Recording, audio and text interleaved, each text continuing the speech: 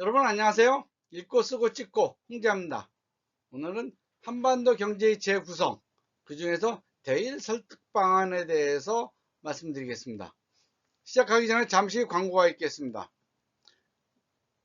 맨발 걷기 트렌드 새로 나왔습니다. 제가 쓴 책입니다. 아주 훌륭한 책입니다. 맨발 걷기가 왜 한국 사회에서 특히 이렇게 큰 트렌드가 되었는가에 대해서 설명하고, 맨발 걷기의 건강학 그리고 이 사회학적인 측면에서 썼습니다. 훌륭한 책입니다. 많이 읽어주시기 바랍니다. 초강달러 시대 돈의 흐름, 트레이드워, 제가 쓴 책입니다. 훌륭한 책입니다. 많이 읽어주시기 바랍니다. 비바미 어싱 신발, 맨발 신발, 베어풋 슈즈, 비바미 신발입니다. 아주 훌륭한 신발입니다. 많이 신어주시기 바랍니다. 감사합니다. 광고 끝. 자, 한반도 경제의 재구성을 하는데 오늘은 대일 설득 방안이에요. 이 대일 설득 방안에 대해서는 뭐 좋아하시는 사람도 있고 싫어하시는 사람도 있고 그런데, 제가 왜 굳이 대일 설득 방안을 넣느냐. 한반도가 결국은 동북아 국가들의 일원이란 말이에요. 그럼 동북아 국가 하면 어디예요?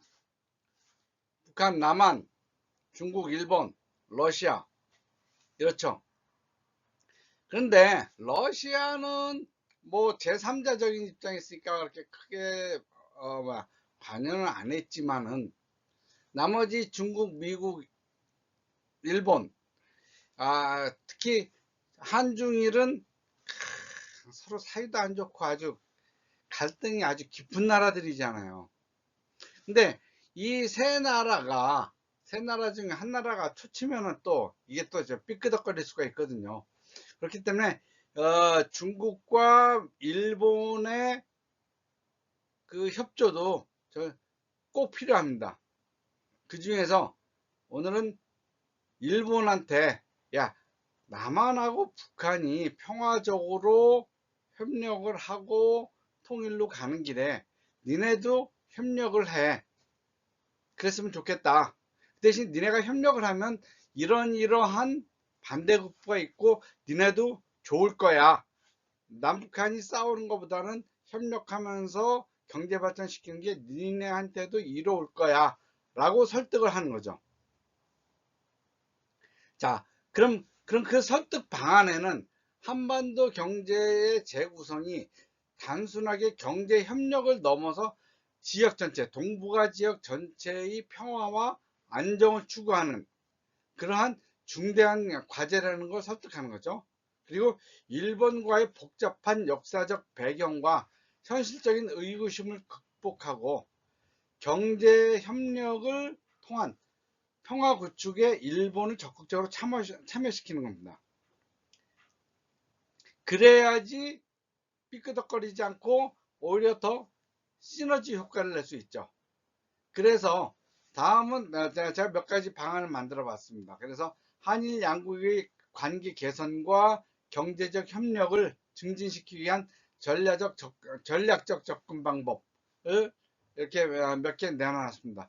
이러한 구성 방안의 요점을 네 가지로 설명을 하면, 우선 한일 간의 과거사 문제의 민감성을 인정하고 이를 해결하기 위한 적극적인 노력을 필요하다.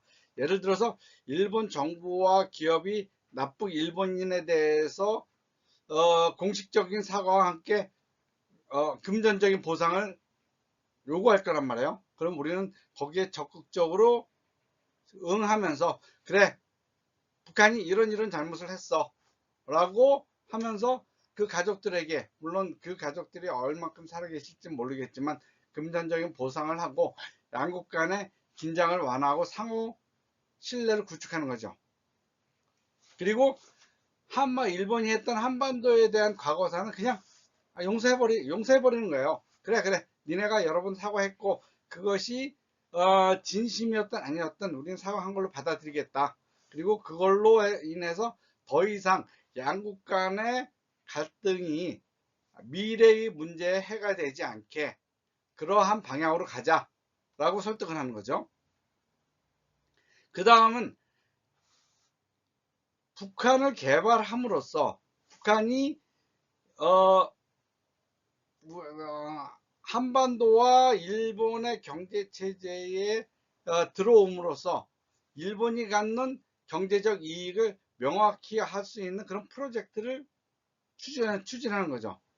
예를 들면 일본의 첨단 기술력과 한반도의 전략적 위치를 활용한 공동 기술 연구를 하고, 그걸 한 기술 연구소를 북한에도 두기도 하고, 그리고 그 기술을 개발해서 실용하는 것을 북한에 두기도 하고, 그러면서 공동 기술을 연구 개발하고 무역 장벽을, 그런 것을 할 수 있는 무역 장벽을 완화하고, 그리고 문화적 교류를 활성화하면서, 자, 원래 우리가 문화적 교류가 중요한 게, 원래 일본과 한반도는 하나의 문화권이었다. 단지 근세사 와서 그것이 삐뚤어졌을 뿐이지 하나의 문화권이었다. 그러한 하나의 문화권이었음을 되살리면서 문화적 교류를 활성화해서 양국의 관계를 경제적 차원에서 긍정적으로 재구성하는, 그런데 적극 참여하게 하는 것이고요. 그 다음에 세 번째로는 일본과 한국 그리고 북한의 민간 차원에서 교류를 적극적으로 추진하는 거예요. 그리고 정부 차원의 협력뿐만 아니라 국민 간의 이해와 우호를 증진시키는 거죠. 그래서 일단은 국민들 간의 우호감, 적대감이 없어야 돼요. 그것들을 정치인들이 더 증폭시키고 갈등했는데, 그런 것들을 없애고, 원래는 한반도와 일본이 하나의 민족이었다 라는 그런 개념으로 다시 새로운 세대를 맞이하자 라고 설득을 하고, 한국과 북한과 일본의 민간 차원의 교류를, 문화 교류와 경제 교류를 더 활성화시키는 거죠. 근데 그게 사실 그렇게 어렵지는 않아요. 왜냐면 이미 젊은이들은 이 그런 감정이, 노땅들이 갖고 있는 그런 감정들을 거의 안 갖고 있거든요. 그렇기 때문에 그렇게 어려운 문제라고 생각하지는 않습니다. 그리고 마지막으로 한반도의 재구성에 관해서 일본의 경제적 기술적 참여를 유도하기 위해서 세부적인 인센티브를 제공하는 거죠. 니네가 이런 한반도 개발에 참여를 하면은 니네도 이익을 가져갈 수 있어 라고 하는 거죠. 그러니까 일본 기업들이 북한 지역의 자원 개발에 참여하거나 공동 인프라 프로젝트에 투자할 수 있는 그러한 기회를 제공하는 거죠. 이러한 경제적 기회는 일본에게도 매력적인 제안이 될 거예요. 그래, 북한을 개방하고 남북한이 협력하면은 우리 일본한테도 상당한 이득이 되겠네. 거기 장기적으로 뭔가 해먹을 수 있는 게 많겠네 하는 거죠. 이렇게 한반도의 재구성 프로젝트에 일본을 적극적으로 참여시킴으로써 일본의 거부감을 없애면서 동시에 일본의 자본도 한국에 들어오고 일본의 고급 인력도 한국에 들어오면서 북한의 경제 개발을 신속하게 추진할 수 있는 거죠. 이와 같이 전략적인 접근을 통해서 일본의 참여를 적극 유도하고, 그리고 한반도 및 동북아 지역의 경제 활성, 그럼 합치면 훨씬 더 좋아질 거 아니에요. 그리고 평화 구축을 이룰 수 있습니다.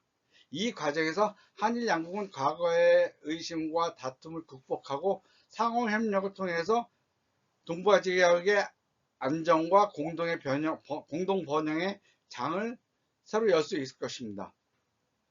이제는 일본도 우리 그 한반도의 일원으로서, 그리고 한반도의 경제 발전에 공헌할 수 있는 그 일원으로서 적극적으로 참여시켜야 될 때라고 봅니다. 예, 한반도 경제의 재구성, 오늘은 대일 설득 방안에 대해서 설명드렸습니다. 읽고 쓰고 찍고 이것으로서 마치겠습니다. 구독, 좋아요 감사합니다.